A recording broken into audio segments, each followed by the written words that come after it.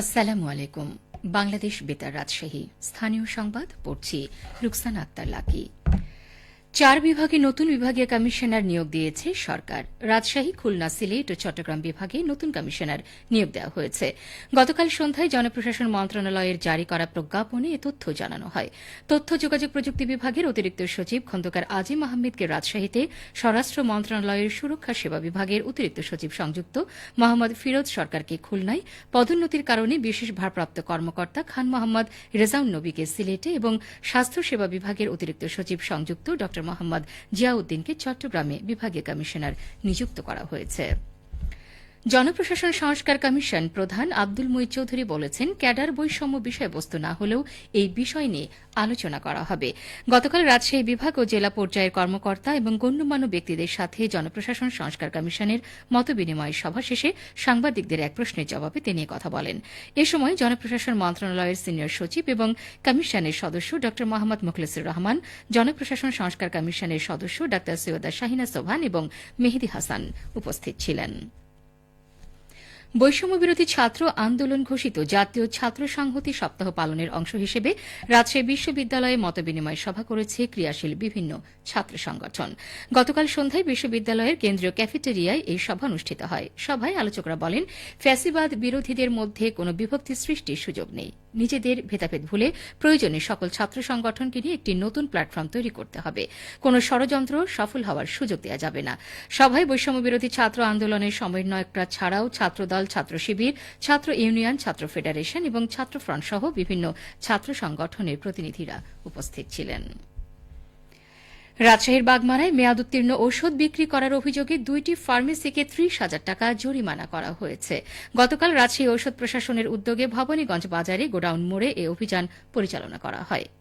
ভ্রাম্যমাণ আদালতের নির্বাহী ম্যাজিস্ট্রেটের দায়িত্ব পালন করেন উপজেলা নির্বাহী কর্মকর্তা মাহবুবুল ইসলাম। তিনি জানান, ভবানীগঞ্জ বাজারের গোডাউন মোড়ে রাকিব ফার্মেসি ও ড্রাগ মিউজিয়াম ঔষধের দোকানে মেয়াদোত্তীর্ণ ঔষধ পাওয়ায় ভ্রাম্যমাণ আদালত রাকিব ফার্মেসিকে 10,000 টাকা এবং ড্রাগ মিউজিয়ামকে 20,000 টাকা জরিমানা করে।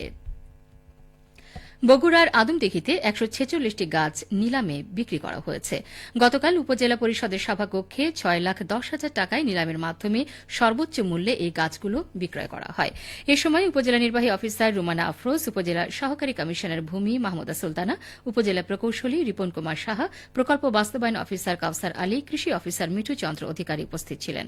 উপজেলা সহকারী কমিশনার ভূমি মাহমুদা সুলতানা জানান, সান্তাহার ইউনিয়নের দমদমা গ্রামের খাড়ির পাড় থেকে নতুন ব্রিজ পর্যন্ত কর্তনকৃত ইউক্যালিপটাস, বাবলা ও 10টি আকাশমণি সহ 146টি গাছের নিলাম ডাকা হয়, যার সরকারি মূল্য ধরা হয়েছে 3,31,763 টাকা।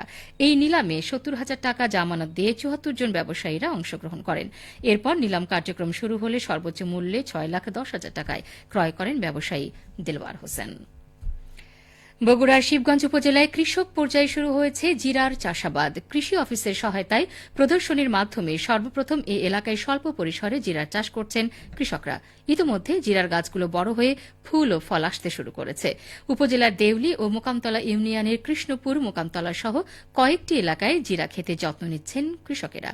কৃষি বিভাগ জানায়, বাড়ি জিরা এক জাতের জিরার গাছ লম্বায় 40 থেকে 50 সেন্টিমিটার উচ্চতার হয়। ভালোভাবে চাষ করলে প্রতি হেক্টর জমিতে 550 কেজি জিরার ফলন পাওয়া সম্ভব। সিরাজগঞ্জ জেলা জুড়ে এখন ফসলের মাঠ জুড়ে শীতকালীন সবজির সমাহার।